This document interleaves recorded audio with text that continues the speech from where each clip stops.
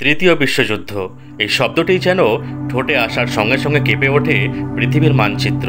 Russia Ukraine যখন রক্তাক্ত, Israel Iran পরমাণু হুমকির ছায়ায়, চীন যখন প্রতিদিন তাইওয়ানকে ধমকায়, তখন প্রশ্নটা উঠে আসে স্বাভাবিকভাবেই, এবার কি তবে শুরু হতে চলেছে ইতিহাসের সবচেয়ে ভয়ানক অধ্যায়?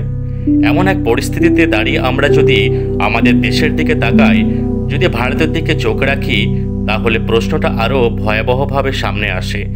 তৃতীয় বিশ্বযুদ্ধ আজ শুরু হয়, তাহলে কি ভারত প্রস্তুত? জবাবটা এক নিঃশ্বাসে দেওয়া যায় না।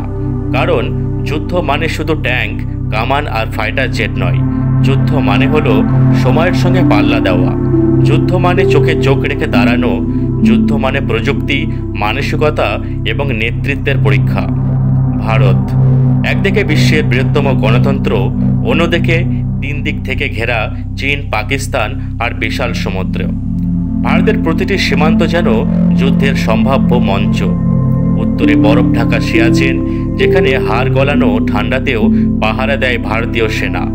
পশ্চিমে সেই পাকিস্তান, যার সঙ্গে তিনবার রক্তাক্ত যুদ্ধ।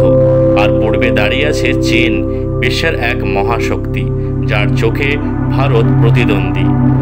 এই পরিস্থিতিতে ভারত কি শুধু শান্তির পথে হাঁটছে, নাকি প্রস্তুতি নিচ্ছে ইতিহাসের সবচেয়ে ভয়ানক যুদ্ধের জন্য?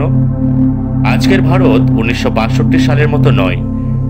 এখন ভারতের হাতে আছে পরমাণু অস্ত্র, হাতে আছে অগ্নি-5 ক্ষেপণাস্ত্র, যা এক নিমেষে বেজিং পর্যন্ত পৌঁছে দিতে পারে ধ্বংসের বার্তা।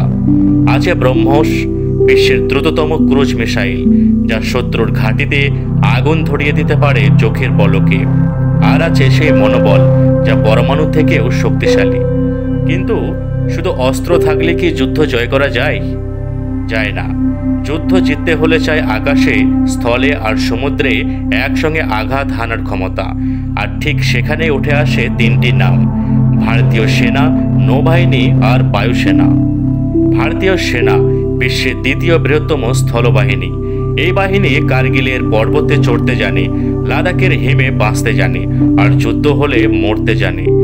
এরা শুধু যুদ্ধ করে না, যুদ্ধকে জয় করে। নৌবাহিনী যখন ভারতের উপকূলে শত্রু জাহাজ ঘোরে, তখন সমুদ্রের অতল থেকে উঠে আসে আইএনএস বিক্রান্ত, ভারতের নিজের হাতে তৈরি এয়ারক্রাফট ক্যারিয়ার। যখন দরকার পড়ে আক্রমণের আগে নজরদারির, তখন সাবমেরিন থেকে জেগে ওঠে নীরব আগুন। আর বায়ুসেনা, যেখানে আকাশে শত্রু উঁকি মারে, সেখানেই রাফেল গর্জায়। সুখোই 30 MKI ডানায় চাপিয়ে আনে বজ্রের মতো প্রতিশোধ। এখনকার ভারত প্রযুক্তির ভারত। যে দেশ নিজের হাতে স্যাটেলাইট তৈরি করে, সেই দেশ জানে যুদ্ধ কেবল মাটিতে হয় না, হয় মহাকাশেও। 2019 সালে সেই দিনটা মনে আছে নিশ্চয়, যেদিন ভারত মাটি থেকে মিসাইল ছুড়ে ধ্বংস করেছিল নিজের কৃত্রিম উপগ্রহ। সেই মিশন শক্তি গোটা বিশ্বকে দেখিয়ে দিয়েছিল ভারত এখন মহাকাশেও প্রস্তুত। কিন্তু যুদ্ধের ময়দানেও তো সময় পাল্টেছে। আজকের যুদ্ধ হলো সাইবার যুদ্ধ।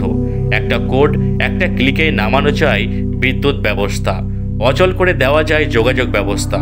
আর সেখানেও ভারত নিঃশব্দে তৈরি করছে নিজস্ব ফায়ারওয়াল, নিজস্ব সাইবার সেনা। কিন্তু সব থেকে বড় প্রশ্ন, এই সমস্ত প্রযুক্তি, অস্ত্র, জাহাজ, জেট, এগুলো চালাবে কে? চালাবে সে 18 থেকে 20 বছরের তরুণ, যে বাড়ি থেকে বিদায় নিয়ে যায় হাতে বন্দুক তুলে নেওয়ার জন্য। চালাবে সেই নারী বিজ্ঞানী, যিনি ল্যাবের মধ্যে বসে গড়ে তুলছেন যুদ্ধ জয়ের যন্ত্র। চালাবে সেই মানুষগুলো যারা নিজের পরিবারের মুখ না দেখেও পাহারা দেয় ভারতের স্বপ্ন। তবে যুদ্ধ মানেই তো শুধু শক্তি নয়, চ্যালেঞ্জও আছে। চীনের সামরিক খাতে বিনিয়োগ ভারতের চেয়ে বহু গুণ বেশি। পাকিস্তানের সঙ্গে সীমান্তে ক্রমাগত হুমকি। তাই ভারতের সামনে বড় প্রশ্ন, কত দ্রুত সে তার সেনাবাহিনীকে আরও আধুনিক করতে পারছে। এখানে আসে আত্মনির্ভর ভারত, নিজের অস্ত্র, নিজের প্রযুক্তি, নিজের প্রতিরক্ষা। আজ ভারত নিজের ট্যাঙ্ক তৈরি করছে, নিজের যুদ্ধবিমান, এমনকি নিজের ড্রোন।